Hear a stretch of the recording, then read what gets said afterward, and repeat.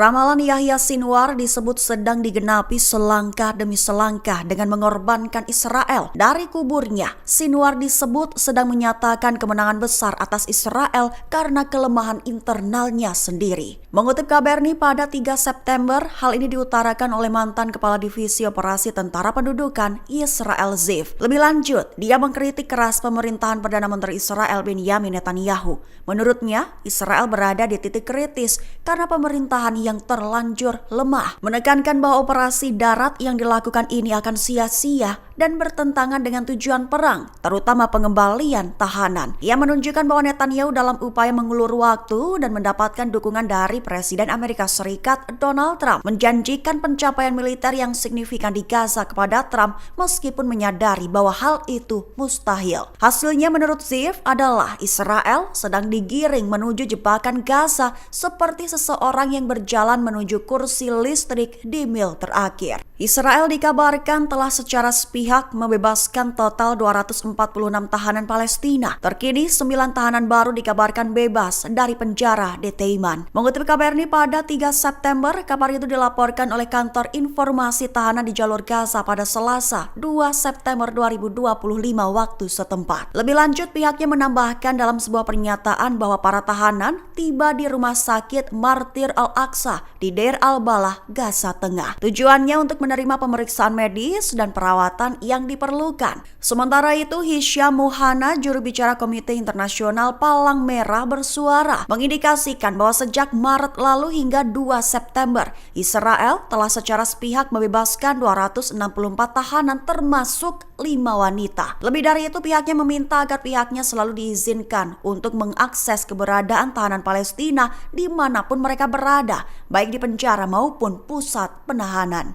Yaman gempur dan ratakan infrastruktur utama Israel. 5 operasi militer terkoordinasi diluncurkan, bahkan kapal komersial tak luput jadi sasaran. Mengutip Amayadin pada 3 September, kabar ini diumumkan oleh juru bicara Brigadir Jenderal Yahya Sari dalam pernyataannya pada Selasa 2 September 2025. Lebih tepatnya, Sari mengumumkan bahwa pihaknya telah melaksanakan 5 operasi militer terkoordinasi. Target infrastruktur utama Israel tersebut antara lain gedung staf umum di Yafa yang diduduki, pembangkit listrik Hadera, Bandara Alit atau Ben Gurion, dan pangkalan Ashkalan atau Ashdod. Bahkan sebuah kapal komersial di Laut Merah Utara juga menjadi target. Adapun persenjataan yang dipakai adalah drone Samad 4. Rincian serangan pertama menargetkan markas staf umum di Yafa yang diduduki, sementara serangan-serangan berikutnya difokuskan pada pembangkit listrik, bandara, dan pelabuhan Ashkalan. Tekankan olehnya bahwa semua target serangannya berhasil dicapai. Gerbang neraka Gaza akan segera terbuka di atas kepala apa yang disebutnya pembunuh. Mengutip Tribun News pada 3 September, hal itu merupakan peringatan dari Menteri Pertahanan Israel Yisrael Katz dalam unggahannya bulan lalu. Awalnya Katz memperingatkan bahwa kota Gaza akan berubah menjadi Rafah dan Beit Hanon, di mana menjadi lokasi yang dihancurkan oleh serangan Israel. Namun lokasi itu bisa saja selamat jika Hamas menyetujui persyaratan gencatan senjata mereka. Lebih lanjut, Katz memperingatkan bahwa gerbang neraka akan terbuka di atas kepala para pembunuh, tepat sampai mereka menyetujui syarat-syarat Israel untuk mengakhiri perang, terutama pembebasan semua sandera dan pelucutan senjata musuh.